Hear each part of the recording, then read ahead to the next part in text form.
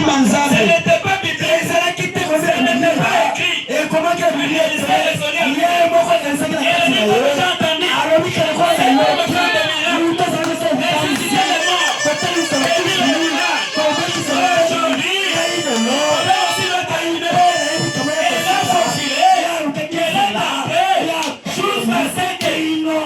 Elle a touché Jésus.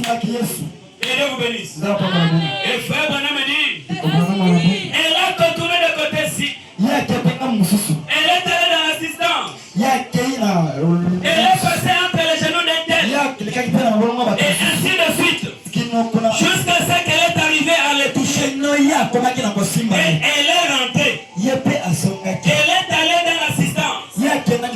Jésus s'est arrêté. Et a demandé qui m'a touché. Et elle et les autres ont dit pas moi. Ils ont tous signé cela. Mais qui a dit j'ai connu que je suis devenu faible. Si cette traduction n'est pas correcte, la vertu ou la force m'a quitté.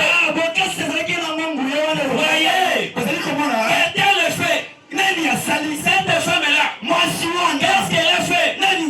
Il a promené le regard jusqu'à ce que sa puissance de discernement repère la femme. Et qui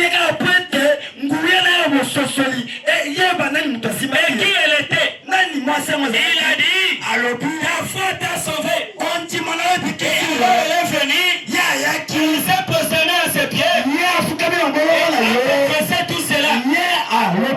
La foi t'a guéri. Ta foi t'a plutôt sauvé. Eh bien, elle s'est servie du don de Dieu. Ce n'est pas Dieu qui a utilisé les dons, mais cette femme s'est servie du don de Dieu. Ce n'était pas biblique. Elle a dit Amen, merci. Et si j'ai tout seulement moi je serai guéri. Et ça il a touché le vertier son lui.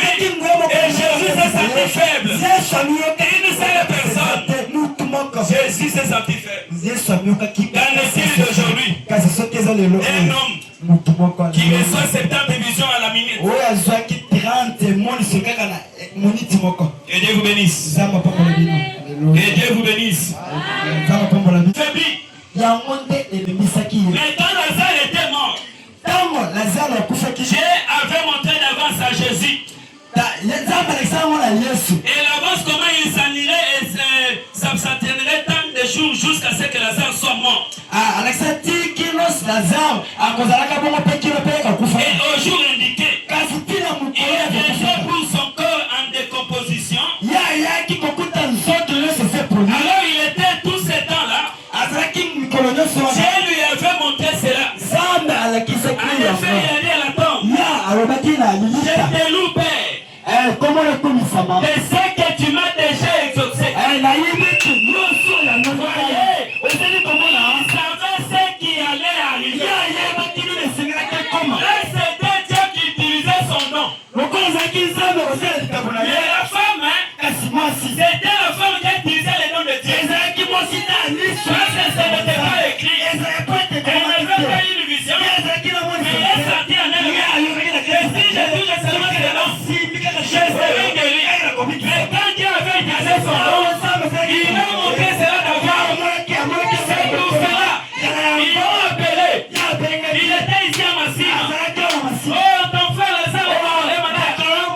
Est-ce que tu peux revenir? Jésus a fait le signe. Il est arrivé à Maluku. Oh, ton fils, ton ami, il est en train de souffrir. Il ne peut pas revenir. Il quitte Maluku. Il arrive jusqu'à Kikwit. C'est là qu'il reçoit le message. Ton ami Lazare est mort. Oh là là. Comme il avait déjà la vision, il a entendu l'accomplissement de la vision. Il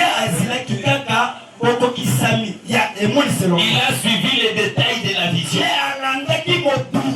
lui avait montré que Lazare va mourir. Mais le 4e jour, il doit aller le ressusciter. C'est pour cela que je sais qu'il n'a pas prié. Il a le message. Dieu. Il a dit, Père, je te remercie de m'avoir déjà exaucé. Il savait que la dame avait sorti. Et il devait ressusciter.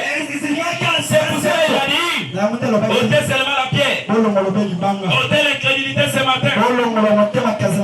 Croyez la parole. Que Dieu vous bénisse. Croyez la parole. Vous allez voir le miracle de Dieu. Enlevez les doutes. Est-ce que ça peut ou n'est pas? Ici, il n'y a pas question de saper ou n'est pas. Ici, tout doit laisser. Aujourd'hui, que le diable veuille, qu'il ne veuille pas, je dois vous bénir.